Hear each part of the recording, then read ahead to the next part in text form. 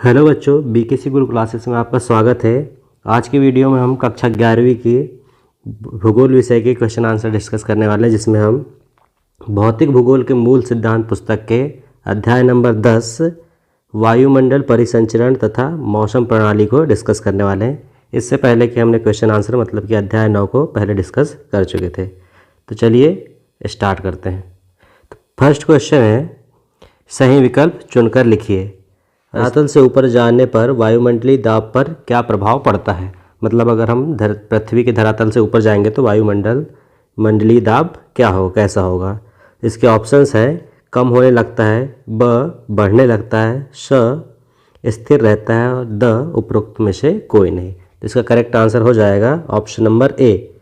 अगर हम धरातल से ऊपर जाएंगे तो वायुमंडलीय दाब कम होने लगेगा। क्वेश्चन नंबर सेकंड देखेंगे, वायुमंडलीय दाब मापने की इकाई है। हमें बताना है कि वायु दाब को हम कैसे नापते हैं। तो इसका करेक्ट आंसर हो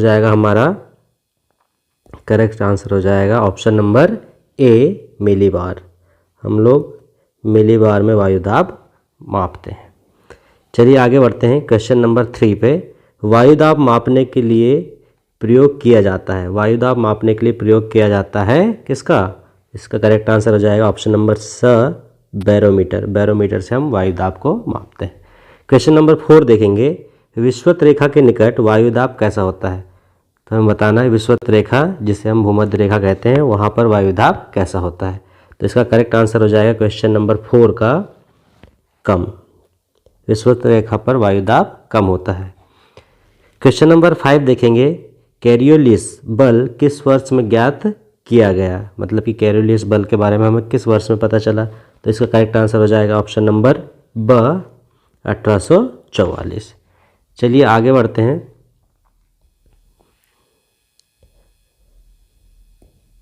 क्वेश्चन नंबर 6 देखते हैं, पृथ्वी तल पर समुद्र तल से समान ऊंचाई पर स्थित दो स्थानों के बीच वायुदाब के परिवर्तन की दर को कहते हैं। मतलब कि जो पृथ्वी का तल और समुद्र तल के को जो रेखा समान ऊंचाई से मिलाती है, दो स्थानों के बीच के वायुदाब के परिवर्तन की दर को हम क्या कहेंगे। तो इसका करेक्ट आंसर हो जाएगा क्वेश्चन नंबर 6 का ऑप्शन नंबर द, वायुदाब प्रवणता। तो इसका करेक्ट आंसर क्या हो गया, डी ऑप्शन। चलिए बढ़ते हैं क्वेश्चन नंबर 7 पे। वायु का परिसंचरण होता है। वायु का परिसंचरण होता है। तो इसका करेक्ट आंसर हो जाएगा क्वेश्चन नंबर 7 का उच्च दाब से निम्न दाब। तो इसका करेक्ट आंसर हो जाएगा उच्च दाब से निम्न दाब, ऑप्शन नंबर ए। चलिए आगे बढ़ते हैं क्वेश्चन नंबर 8 पे। उष्णकटिबंधीय चक्रवात की उत्पत्ति होती है। उष्णकटिबंधीय चक्रवात की उत्पत्ति होती है, कहाँ होती है। तो इसका करेक्ट आंसर हो जाएगा ऑप्शन नंबर ए, उष्ण महासागर से। क्वेश्चन नंबर 9 देखेंगे, सामान्य रूप से चक्रवात होते हैं। सामान्य रूप से चक्रवात कैसे होते हैं। तो इसका करेक्ट आंसर हो जाएगा निम्न दाब का केंद्र। जहाँ पर भी निम्न दाब बनता है तो वहाँ पर चक्रवात की स्थिति पैदा हो जाती है। क्वेश्चन नंबर 10 देखेंगे, इसमें ऑब्जेक्टिव का, ITCZ अंतरा उष्णकटिबंधीय अभिसरण क्षेत्र मुख्य रूप से पाया जाता है। तो हमें बताना है कि ITCZ अंतरा उष्णकटिबंधीय अभिसरण क्षेत्र कहाँ पाया जाता है। तो इसका करेक्ट आंसर हो जाएगा, कहाँ पाया जाता है ये, भूमध्य रेखा में। तो इसका करेक्ट आंसर हो जाएगा ऑप्शन नंबर ए। चलिए आगे बढ़ते हैं और रिक्त स्थानों की पूर्ति कीजिए। क्वेश्चन नंबर 2 को देखते हैं। तो इसमें फर्स्ट है, वायु गर्म होने पर डैश एवं ठंडी होने पर डैश है। तो इसका करेक्ट आंसर हो जाएगा कि वायु गर्म होने पर क्या होता है, फैलती है।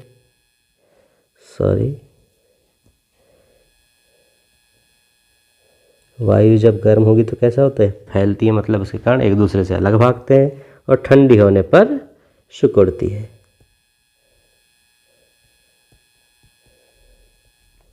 जब हम वायु को गर्म करेंगे तो वो फैल जाएगी, और जब ठंडी होती है वायु तो सिकुड़ती है।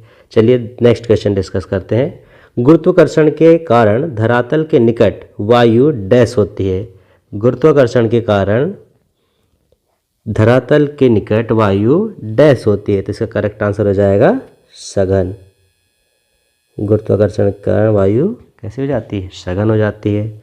क्वेश्चन नंबर 3 देखेंगे, समान वायु दाब को मिलाने वाली रेखा डैश कहलाती है। तो हमें पता होना चाहिए इसको हम क्या बोलते हैं, समदाब रेखा।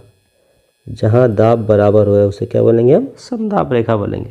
क्वेश्चन नंबर 4, ध्रुवीय क्षेत्रों में वायु दाब डैश होता है। तो ध्रुवीय क्षेत्रों में वायु दाब क्या होगा, अधिक होगा, अधिक होगा। क्वेश्चन नंबर 5 देखेंगे, पृथ्वी के घर्षण के कारण लगने वाले बल को डैश कहते हैं। तो इसका करेक्ट आंसर हो जाएगा, इसको हम क्या बोलते हैं, कोरियोलिस बल। इसे क्या बोला जाता है, कोरियोलिस बल।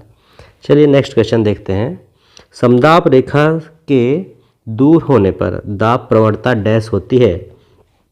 तो इसका करेक्ट आंसर हो जाएगा, दाब प्रवणता कैसी होती है, कम होते जाती है जैसे हम समदाब रेखा से दूर जाते हैं। तो क्वेश्चन नंबर 7 देखेंगे, प्रति चक्रवात के केंद्र में वायुदाब डैश होता है। प्रति चक्रवात के केंद्र में वायुदाब का केंद्र कैसा होता है, वायुदाब मतलब कि अधिक होता है।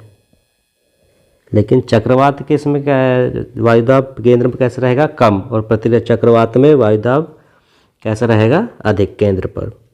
जस्ट अपोजिट हो जाती है स्थिति चक्रवात और प्रति चक्रवात में। क्वेश्चन नंबर 8 देखेंगे, जब दो भिन्न प्रकार की वायु राशियाँ मिलती हैं तो उनके मध्य सीमा क्षेत्र डैश कहलाता है। तो इसी को हम क्या बोलते हैं, वाताग्र। जब दो भिन्न प्रकार की वायु राशियाँ मिलती तो उनके मध्य सीमा क्षेत्र को क्या बोलते हैं, वाताग्र कहते हैं। चलिए आगे बढ़ते हैं, सही जोड़ियाँ। क्वेश्चन नंबर 3 सही जोड़ी मिलाना है हमें। इसमें फर्स्ट है चक्रवात। तो चक्रवात कहाँ पे आते हैं, पता होना चाहिए हमें, चक्रवात कहाँ पे आते हैं, हिंद महासागर में। तो इसका करेक्ट आंसर क्या हो जाएगा, फर्स्ट का हिंद महासागर। ये ऐसे मिला भी सकते हैं हम। क्वेश्चन नंबर 2 है इसी में, हैरिकेन। हैरिकेन कहाँ पे आते हैं, तो हैरिकेन हमारे आते हैं अटलांटिक महासागर में। ये सेकंड हो गया हमारा। 3 देखेंगे, टाइफून। टाइफून कहाँ पे आते हैं, दक्षिणी चीनी सागर में। तो ये हमारा क्या हो गया, 3 की सही जोड़ी हो गई। विली विलीज, ये कहाँ पे आते हैं, विली विलीज ऑस्ट्रेलिया। तो ये हमारी 4 की सही जोड़ी हो गई।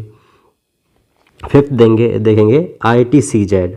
ITCZ कहाँ पर होता है ये, तो ये होते हैं भूमध्य रेखा में। तो ये हमारे 5वें की करेक्ट सही जोड़ी हो गई। इसके बाद 6 है, महासागरीय वायु राशि। महासागरीय वायु राशि इसे क्या बोलते हैं, MT। तो ये हमारा 6 की सही जोड़ी हो गई। 7 देखेंगे, ध्रुवीय महाद्वीपीय वायु राशि। तो इसे हम क्या बोलेंगे, CP। तो ये क्या हो गया, 7 की करेक्ट हो गई। इसके बाद है 8 पे, ENSO। ENSO तो इसका करेक्ट आंसर क्या हो जाएगा, पेरू का तट। ये 8 का करेक्ट सही जोड़ी हो गई। इसके बाद है कोरियोलिस बल की खोज किसने की थी, फ्रांसीसी वैज्ञानिक ने। तो ये 9th की करेक्ट सही जोड़ी हो गई। उसके बाद लू क्या है, एक मौसमी पवन है। तो ये हमारे 10th की सही जोड़ी हो गई। चलिए आगे बढ़ते हैं, सत्य और असत्य बताना है हमें। क्वेश्चन नंबर 1 है, चक्रवात हमेशा शांत प्रकृति के होते हैं। तो ये क्या है, असत्य है, मतलब कि इनकरेक्ट हो गया। इसके बाद 2 है, वाताग्र का निर्माण सदैव भूमध्य रेखा में होता है। वाताग्र का निर्माण सदैव भूमध्य रेखा में होता है, यह क्या है, यह भी असत्य, हमेशा यह भूमध्य रेखा पर इनका निर्माण नहीं होता है। क्वेश्चन नंबर 3 देखेंगे, चक्रवात का केंद्र निम्न वायुदाब का होता है। तो यह करेक्ट है। और प्रति चक्रवात का केंद्र निम्न वायुदाब नहीं होता, अधिक वायुदाब होता है वहाँ पर। क्वेश्चन नंबर 4 देखेंगे, एल नीनो घटना भारत के मौसम को प्रभावित करती है। तो यह बिल्कुल करेक्ट है। इसके बाद 5 देखेंगे, उष्ण वाताग्र में ठंडी वायु राशि आक्रामक होती है। तो ये क्या है, इनकरेक्ट हो गया। विली विलेज हिंद महासागर में आते हैं। तो यह भी क्या हो गया, इनकरेक्ट हो गया। विली विलेज कहाँ पे आते हैं, ऑस्ट्रेलिया में। क्वेश्चन नंबर 7 देखेंगे, समुद्र समीर हमेशा समुद्र से स्थल की ओर चलती है, तो यह बिल्कुल करेक्ट है। उसके बाद 8 देखेंगे, ITCZ का उद्भव भूमध्य रेखा के दोनों ओर होता है, तो यह क्या है, करेक्ट है। क्वेश्चन नंबर 9 देखेंगे, वायुमंडलीय दाब के अंतर को दाब प्रवणता कहते हैं, तो यह भी क्या है, करेक्ट है। उसके बाद देखेंगे 10th, वायु ठंडी होने पर सिकुड़ती है, यह भी करेक्ट है, हमने पहले भी डिस्कस कर लिया है। चलिए आगे बढ़ते हैं क्वेश्चन नंबर 5 पे। एक शब्द या वाक्य में उत्तर देना है हमें। फर्स्ट इसमें समान दाब को मिलाने वाली रेखा कहलाती है, हमने इससे पहले पढ़ा था कि समान दाब वाले स्थानों को मिलाने वाली रेखा क्या कहलाती है, समदाब रेखा, उसे हम बोलते हैं समदाब रेखा। क्षैतिज गतिमान वायु क्या कहलाती है, क्वेश्चन नंबर 2 है, क्षैतिज गतिमान वायु क्या कहलाती है, तो इसका करेक्ट आंसर हो जाएगा पवन, पवन कहलाती है। क्वेश्चन नंबर 3 देखेंगे, वायुदाब मापने के यंत्र को क्या कहते हैं, तो इसको हमने पहले भी देखा था, वायुदाब हम किससे मापते हैं, बैरोमीटर से, बैरोमीटर करेक्ट हो जाएगा इसका आंसर। क्वेश्चन नंबर 4 देखेंगे, समुद्र तल पर वायुदाब वितरण कहाँ दिखाया जाता है, तो इसका करेक्ट आंसर हो जाएगा मौसम मानचित्र पर, मौसम मानचित्र पर। क्वेश्चन नंबर 5 देखेंगे, उपोष्ण, उपोष्ण उच्च वायुदाब क्षेत्र कहाँ पाया जाता है, तो इसका करेक्ट आंसर हो जाएगा 30 डिग्री उत्तर से 30 डिग्री दक्षिण, 30 डिग्री उत्तर से लेकर 30 डिग्री दक्षिण तक क्या पाया जाता है, उपोष्ण उच्च वायुदाब का क्षेत्र।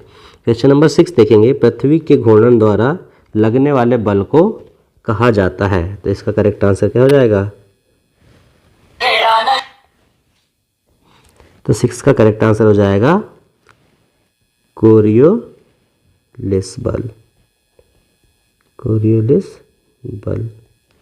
क्वेश्चन नंबर 7 देखेंगे, कोरियोलिस बल के कारण वायु उत्तरी गोलार्ध से किस दिशा में विचलित हो जाती है, क्वेश्चन नंबर 7 का करेक्ट आंसर फिर क्या हो जाएगा इसमें, दाहिने तरफ,